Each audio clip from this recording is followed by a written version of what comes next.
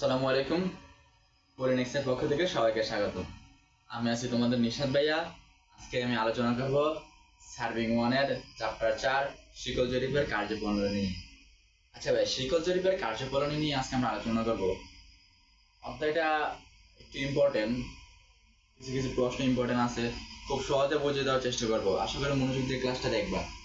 আচ্ছা, তো ভাইয়া যখন ধরো আমি এক জায়গায় ঘুরতে গেলাম, তো ঘুরতে যাওয়ার পরে আমি দেখতে পারলাম এই জিনিসগুলা খুব মনোমুগ্ধকর বা জায়গাগুলো আমার ভালো লাগতেছে। তো আমি কি করি ভাইয়া, আমি জায়গাটা অবশ্যই কেউ ছবি তুলে নেই। তো জায়গাটা আমি ছবি তুলে নিলাম কিসের মধ্যে, একটা মেমোরি কার্ডের মধ্যে আমার যাইতেছে। তো ছবি তুলে নিলাম যাতে আমি এটা মনে রাখতে পারি। আচ্ছা, তারপরে ধরো আবার তোমার একটা ইম্পর্টেন্ট জিনিস নোট আসছে, তুমি ফেসবুক স্ক্রল করতেছো, তোমার একটা ইম্পর্টেন্ট নোট আসছে যে এটা তোমার গুরুত্বপূর্ণ বা দরকার, এমন একটা নোট তোমার আসছে। তো তুমি কি করলা, স্ক্রিনশট মেরে রাখছো বা সেভ করে রাখছো এরকম কিছু। তো তুমি কিছু সেভ করছো, ধর তোমার মেমোরি কার্ডে আছে, তো মেমোরি কার্ডে তুমি সেভ করে রাখছো।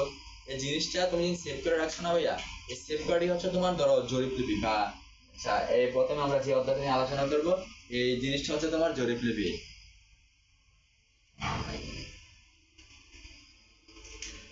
আচ্ছা, তো অধ্যায়ে যাই। আচ্ছা, শিকল জরিপের কার্যপ্রণালী কি বা শিকল জরিপটা কি?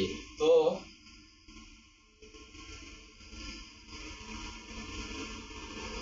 আচ্ছা ভাইয়া, যে শিকলটা দেখছো, এই শিকলের সাহায্যে যে জরিপ করবো আমরা, এই জিনিসটাকে বলা হয় শিকল জরিপ। অর্থাৎ শিকলের সাহায্যে যে জরিপ করা হয় তাকে শিকল জরিপ বলে। তো আমরা যে অধ্যায়ে চলে যেতেছি, একবারে গুরুত্বপূর্ণ প্রশ্ন চলে যাবে এখন। যে বিস্তারিত আলোচনা করবো না, যে প্রশ্নগুলো গুরুত্বপূর্ণ শুধু ওইগুলো আলোচনা করবো। আচ্ছা, জরিপ লিপি কি? জরিপ লিপি কি বললাম যে জিনিসগুলো তোমার বা জরিপ কার্য করার সময় বা সরজমিনে জরিপ কাজ করার সময় যে তথ্যগুলো তুমি যে বইতে লিপিবদ্ধ করো, অর্থাৎ তুমি একটা মাঠে জরিপ করতেছো, এই মাঠে তুমি জরিপ করতে গেছো, এই মাঠে জরিপ করতে গেছো, এই মাঠের এই জায়গাটার দৈর্ঘ্য হচ্ছে 4.6, এই জায়গাটা হচ্ছে 6.3। দেন এই জায়গাগুলো তুমি জরিপ করছো, তো তুমি একটা বইতে অবশ্যই লিপিবদ্ধ করবা, না হলে তুমি জানতেছো না।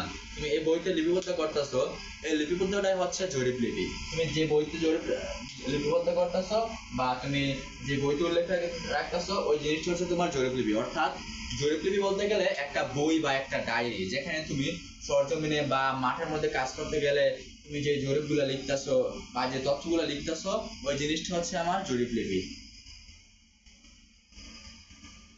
আচ্ছা, জরিপলিপি বোঝা দিলাম, জরিপলিপিটা কি আশা করি সবাই বুঝছো।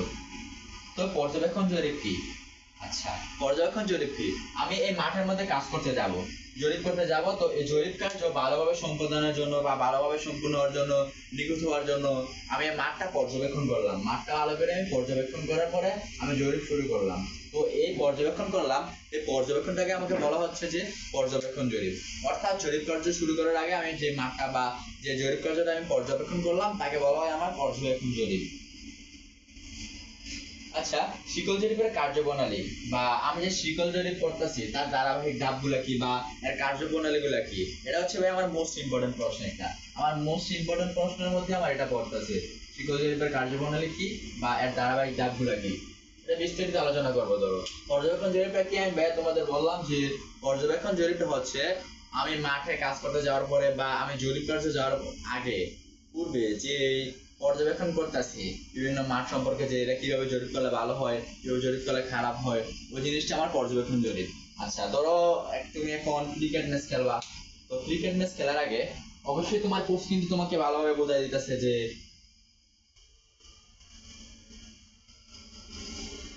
আচ্ছা, তুমি ক্রিকেট ম্যাচ খেলার আগে তোমার কোচ ভালো করে বোঝাই দিতেছে যে ধরো সাকিব আল হাসান কিন্তু খুব ভালো খেলে, সাকিব আল হাসানের উইকনেস এটা, এটা তার অ্যাডভান্সনেস, সাকিব আল হাসান এভাবে বল করলে আউট হবে, এভাবে ব্যাট করলে সাকিব আল হাসানকে 6 মারা যাবে।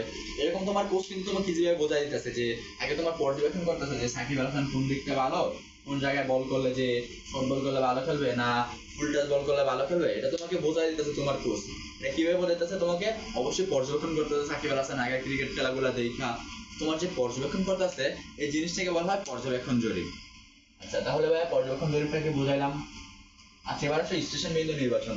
তো আমি জরিপ কাজ করতে গেলাম, আমি জরিপ কাজ করতে যাওয়ার পরে আমার কাছে বিন্দু লাগতেছে, আমি জরিপ কাজ করতে গেলাম, আমি কিছু বিন্দু নির্বাচন করতে হবে। ধর এই মাঠের মধ্যে আমি একটা জরিপ করলাম, মাঠ দিয়ে বোঝাই কারণ মূলত আমাদের জরিপটা মাঠের মধ্যেই হয়, তো বাস্তবিক উদাহরণ দিলে ভালো হয়। তো মাঠে জরিপ করতেছি, ধরো এটা আমার একটা বিন্দু, এটা আমার একটা বিন্দু, এটা আমার একটা বিন্দু, এটা আমার একটা বিন্দু, চার কোণা চারটা বিন্দু রাখলাম, ধরো মাঝখানে একটা বিন্দু রাখলাম আমি। তো আমি এই বিন্দুগুলো দিয়ে আমি নির্বাচন করলাম। কেন নির্বাচন করলাম? আমি যে আমার জরিপ কার্য যাতে সুবিধা হয়, এই সুবিধার জন্য আমি জরিপ কার্যের সুবিধার জন্য আমি বিন্দুগুলো নির্বাচন করলাম বা বিন্দুগুলো অঙ্কন করলাম। এই নির্বাচন করলাম যে এইটাকে বলা হয় আমার স্টেশন বিন্দু নির্বাচন। তো আমি নির্বাচন করলাম, দেন আমি বিন্দুগুলো আমি চিহ্নিত করলাম যে এটা হচ্ছে ডান বিন্দু, এটা বাম বিন্দু, এটা হচ্ছে নিচের, এটা নিচের ডান নিচের বাম, এটা হচ্ছে মধ্যবিন্দু। তো আমি বিন্দুগুলো যে আমি নির্বাচন করলাম, এই নির্বাচনকে বলা হয় স্টেশন বিন্দু চিহ্নিতকরণ। আমরা নির্বাচন করার পর আমরা চিহ্নিত করে দিচ্ছি, এটা মধ্যবিন্দু, মধ্যবিন্দু, এটা উপরের ডান, এটা উপরের বাম, এটা নিচের ডান নিচের বাম। তো আমি এগুলো চিহ্নিত করে দিলাম। তো চিহ্নিত করাকে আমার বলা হয় চিহ্নিতকরণ। ধরো তুমি চিহ্নিতকরণ, আমার বিন্দু আছে ধরো এরকম,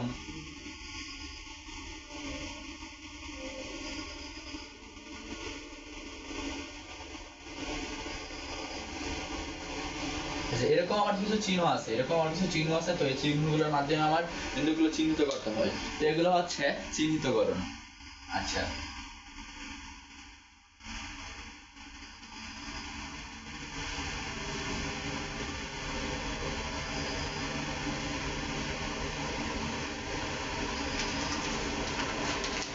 আচ্ছা এখন হচ্ছে আমার বৃত্তরেখা নির্বাচন। আচ্ছা, বৃত্তরেখাটা কি? আমি যে বৃত্তরেখা নির্বাচন করব, তো আমার এই বৃত্তরেখাটা কি?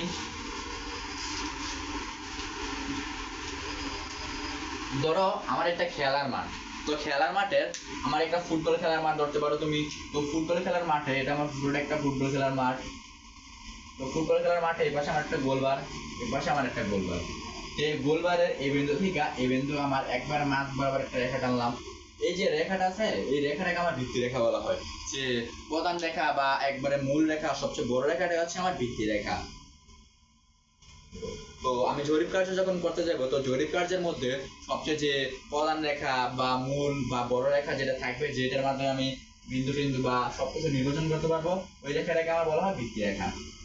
এটা ইম্পর্টেন্ট, সংজ্ঞা আসবে আর কিছু আসবে না। দেন জরিপ রেখা মাপন বা জরিপ রেখা আমার পরিমাপ করতে হবে।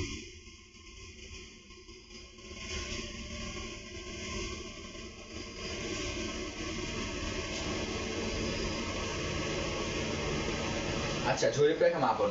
তো ধরো আমি বললাম যে 5 মিটার পর, 5 মিটার পর একটা গাছ আছে আমার। তো 5 মিটার পর আমার একটা গাছ আছে, 5 মিটার পর আমার একটা গাছ আছে। তো আমি গাছটা কি বরাবর যাবো না 5 মিটার পর? তো অবশ্যই, যেহেতু আমি বলে দিচ্ছি 5 মিটার পর গাছ আছে, তো ইজিলি পরিমাপ করা সহজ। আমি এখন বললাম যে 5 মিটার পর খাল, খালের পরে আমার গাছ আছে। তো 5 মিটার পর আমার একটা নদী আছে, তো নদীর পরে আমার গাছ আছে। তো এই নদীটার দৈর্ঘ্য কত আমি তো জানতেছি না, 5 মিটার পরে এই নদীটা পরিমাপ করতে হবে আমার। এই জিনিসগুলো আমার পরিমাপ করার জন্য একটা চ্যাপ্টার আছে, পরবর্তী চ্যাপ্টার। তো পরবর্তী চ্যাপ্টারে আমরা এগুলো আলোচনা করবো যে শিকল জরিপ কিছু প্রতিবন্ধকতা আছে, এই নদীটা ধরো একটা প্রতিবন্ধকতা। তো এগুলো আমার পরিমাপ করে আমার অবশ্যই জরিপ রেখাগুলো পরিমাপ করার মাধ্যমে, তো কোন পরিমাপ করতে হবে, কিছু রেখা পরিমাপ করতে হবে, যে আমি কোন রেখা এবং পরিমাপ করার পরে আমি গাছের দৈর্ঘ্য পাইতেছি বা এর দূরত্বটা কত এটা আমি পাইতেছি, এই জিনিসটা হচ্ছে আমার জরিপ রেখা মাপন। আচ্ছা, তো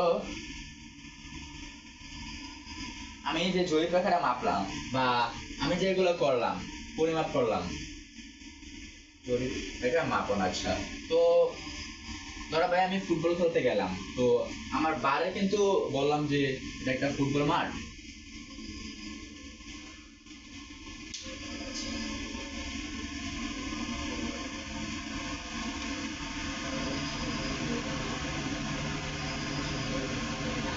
আচ্ছা, তোমার এখন বললো যে তোমার টিচার বললো যে তুমি কালকে একটা কি দিবা, অ্যাসাইনমেন্ট জমা দিবা। তো তোমার অ্যাসাইনমেন্ট জমা দেওয়ার জন্য তোমার কি করতে হবে? অবশ্যই তথ্য সংগ্রহ করতে হবে, তথ্য সংগ্রহ করতে হইতেছে। এখন ধরো ফুটবল খেলতে হবে, তো কালকে তোমার ফাইনাল খেলা, ফুটবলে কালকে বিশ্বকাপের ফাইনাল খেলা। তো খেলতেছে তোমার কি আর্জেন্টিনা আর ফ্রান্স খেলতেছে। তো আর্জেন্টিনা আর ফ্রান্স খেলতেছে, যেহেতু ব্রাজিল খুব খারাপ দল, ব্রাজিলের যাওয়ার কথা না। আমরা আর্জেন্টিনা আর ফ্রান্সই ধরি। তো আর্জেন্টিনা আর ফ্রান্স খেলতেছে, তো তোমার তথ্যগুলো সংগ্রহ করতেছে যে এটা ফুটবল খেলার মাঠে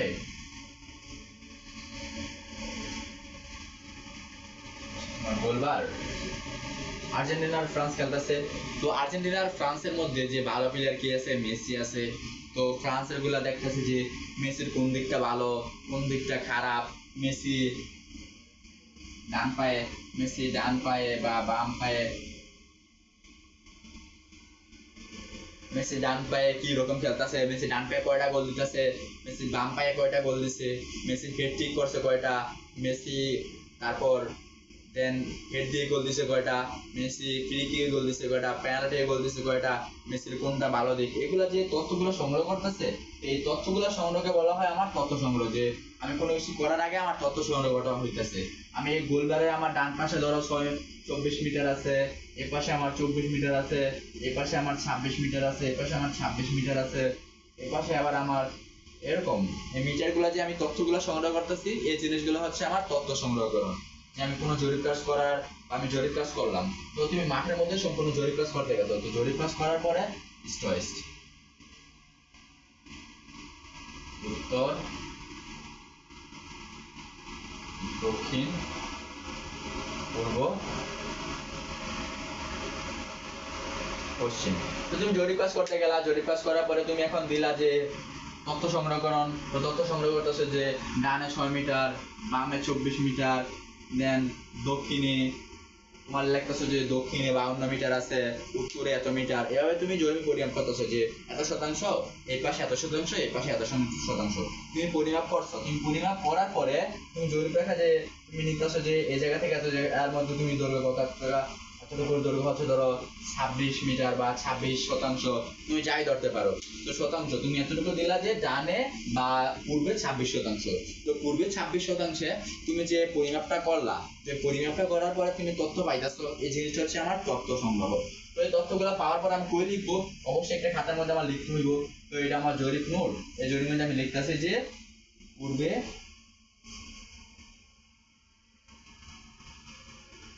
পূর্বে আমার কত হইতেছে, তো পূর্বে আমার 26, পূর্বে আমার 26। দেন আমি লিখতে পারি যে পশ্চিমে, পশ্চিমে 32, পূর্বে 26, পশ্চিমে 32। তো আমি এগুলো লিখতেছি। তো এই লেখাটা হচ্ছে আমার জরিপলিপি লিখন, জরিপলিপি লিখন। আমি যে জরিপ কার্য করলাম, এই জরিপ কার্য করার পরে আমি যে খাতার মধ্যে বা যে ডায়েরির মধ্যে আমি লিপিবদ্ধ করতেছি, তাকে বলে আমার জরিপলিপি লিখন। আচ্ছা, আমি জরিপলিপি লিখলাম। তো আমি জরিপলিপি লিখলাম কেন? কারণ আমি তো মাঠে তৈরি করতে পারতাছি না, আমি এটা লিখে নিলাম। আমি বাসায় যাব, সুন্দর মতো মাথা ঠান্ডা করবো, দেন আমি মাথার মধ্যে সুন্দর একটা নকশা অঙ্কন করবো, দেন এটা আমি খাতা অঙ্কন করবো।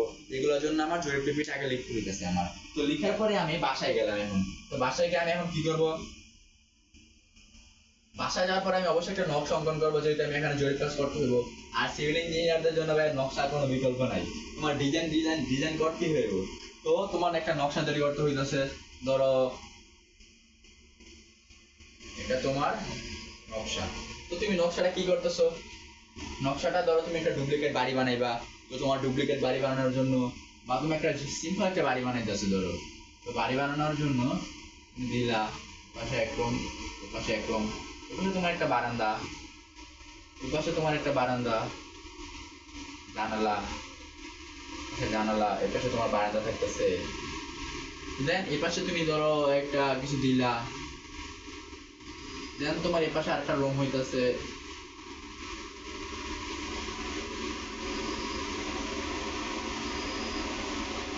এটা আমার সিঁড়ি, এই জায়গাগুলো আমার পুরো খালি থাকতেছে। এই জায়গার মধ্যে আমি টয়লেট দিলাম, টয়লেট। এই জায়গার মধ্যে আমি দিলাম ধরো গেস্ট রুম, বা এই জায়গার মধ্যে আমি আরেকটা রুম দিলাম তোমার সুন্দর করে পড়াশোনা করার জন্য। তো আমি ডিজাইন করতেছি যে bedroom, bedroom, bedroom, bedroom, toilet. আমি যে ডিজাইন করলাম, এই ডিজাইনটাকে বলা হয় আমার নকশা তৈরি করা।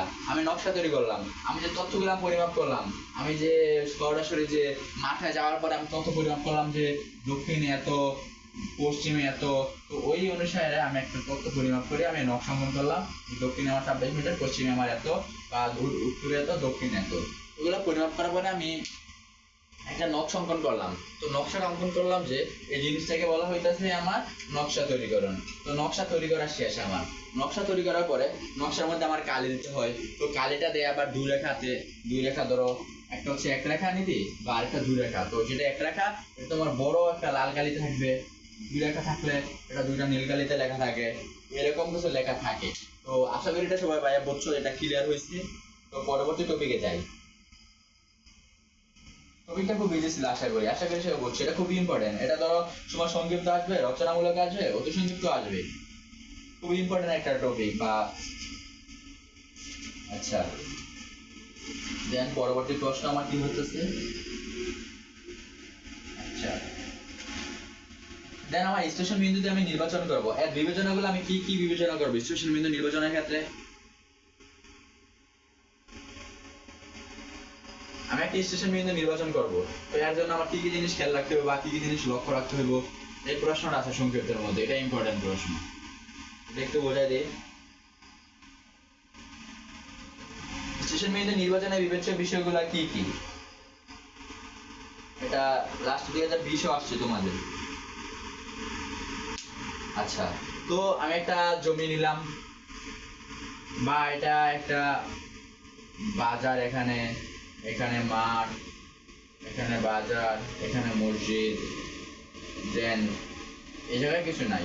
তো আমার বিন্দুগুলা প্রথম হইতেছে বিন্দুর আমার সংখ্যা নির্বাচন করতে হবে। এখানে একটা, এখানে একটা, এখানে একটা, চারটা পাঁচটা আমি বিন্দু নিলাম। তো আমার বিন্দুর সংখ্যা নিতে হইব, যে স্টেশন সংখ্যা আমি কয়টা নিতে পারতেছি, এই জিনিসটা আমার খেয়াল রাখতে হবে। দেন আমার গণসংযোগ, যে যে জায়গার মধ্যে মানুষ কোন জায়গায় বেশি আছে কোন জায়গায় কম আছে, এই জিনিসগুলো আমার অবশ্যই খেয়াল রাখতে হবে। এই জিনিসগুলো খেয়াল রেখে আমি তৈরি করবো। দেন আমার অবশ্যই সুঠাম ত্রিভুজ, ভাই এই জিনিসটাই বোঝাছিলাম যে সুঠাম ত্রিভুজ, সুঠাম ত্রিভুজ গঠন করতে হবে। তো সুঠাম ত্রিভুজ আমি গঠন করলাম। সুঠাম ত্রিভুজ গঠন করে আমার অবশ্যই বিন্দু নির্বাচন করতে হবে। দেন আমার বৃত্তিরেখা নির্বাচন করতে হবে, বৃত্তিরেখা নির্বাচন করতে হবে, গ্রন্থি রেখা, বৃত্তিরেখা, গ্রন্থি রেখা আমার নির্বাচন করতে হইতেছে। দেন আমার এই বিন্দুটা যে আমি নির্বাচন করবো, এই বিন্দুটার স্থায়িত্ব কতটুকু, এই বিন্দুর জন্য নির্বাচন করলাম। তো আমার এই জায়গায় মাঠ, তো মাঠে আমার আয়তন বাড়াইবো, তো আমার বিন্দুটা ভাঙিয়ে যেতে পারে। তো আমার এমন জায়গায় বিন্দু নির্বাচন করতে হবে যেখানে একটা স্থায়িত্ব বেশি থাকবে। তো স্থায়িত্ব রাখতে হবে, এরকম কিছু আমার জিনিস খেয়াল রাখতে হবে। আচ্ছা, দেন এক রেখা জরিপ রেখা আর দুই রেখা জরিপ রেখা, এটা ইম্পর্টেন্ট প্রশ্ন।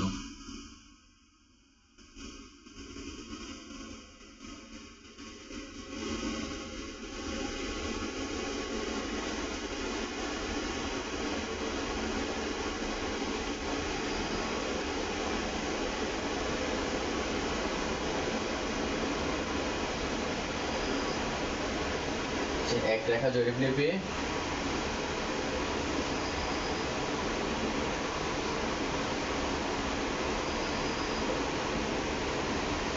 দু রেখা জরিপ লিপি।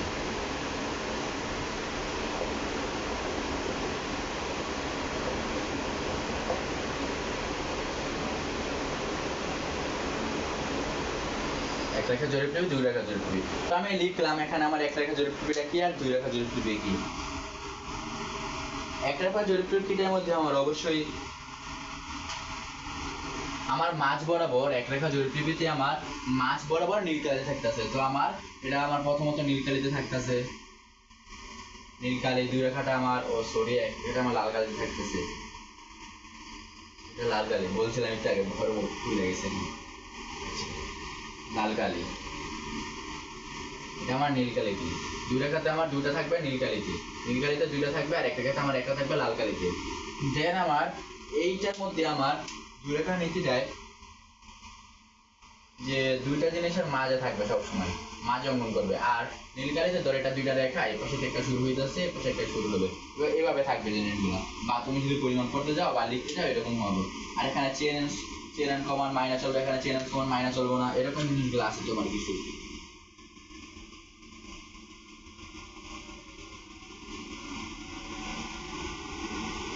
আচ্ছা এটা মুখস্থ করা জিনিস, মুখস্থ করে নিয়ে আশা করি বোঝার কিছু নাই। অবশ্য মুখস্থ করার বোঝার যতটুকু বোঝা দিলাম যে এক রেখাতে নীলকালিতে থাকবে, মাঝখান থেকে শুরু হইব, দুই রেখা দুই পাশ থেকে, দুইটা রেখার দুই পাশ থেকে শুরু হইব, নীলকালিতে থাকবে এটা। আচ্ছা, এটার প্রশ্ন আছে কি তাদের বাইরে তেমন প্রশ্ন নাই, জরিপের সতর্কতাগুলো কি কি? আচ্ছা, সতর্কতা আছে, তো সতর্কতা একটু ইম্পর্টেন্ট আছে, এটা একটু বোঝাই।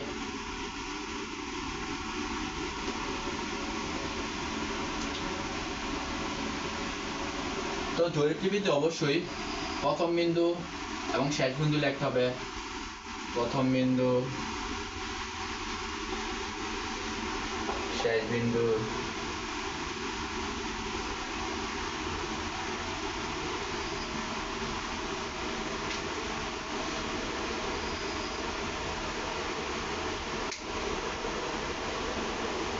আচ্ছা, তো আমার জরিপ রেখাটা যখন আমি লিখবো, অবশ্যই আমার প্রথম বিন্দু শেষ বিন্দু আমার লিখতে হইব। এই দুটার মধ্যে আমার সংযোগ রেখাটা আনতে হইব, বৃত্তি রেখা, গ্রন্থি রেখা, এগুলা লিখতে হইব। দেন আমি এখানে একটা জরিপ টিভির মধ্যে আমার স্টেশন বিন্দু নির্বাচন করতে হইতেছে। বিন্দু নির্বাচন করলাম, যে কোন থেকে কত, এগুলো আমি পরিমাপ করে লিখলাম। এখন আমার একটা জরিপ, এটা হচ্ছে তোমার নামে ধরো N1 এর জরিপ, এটা N2 এর জরিপ, এটা অবশ্যই আমার আলাদা আলাদা পৃষ্ঠায় লিখতে হইব, আলাদা পৃষ্ঠায় লিখতে হইব। দেন আমার প্রথমত শেষ বিন্দু, প্রথম বিন্দু শেষ বিন্দু লিখতে হইব। দেন জরিপ করার নাম কি, দেন বিভিন্ন ইনফরমেশন গুলো আমার লিখতে হইব। এই জিনিসগুলো অবশ্যই আমার সতর্কতার সাথে লিখতে হইব।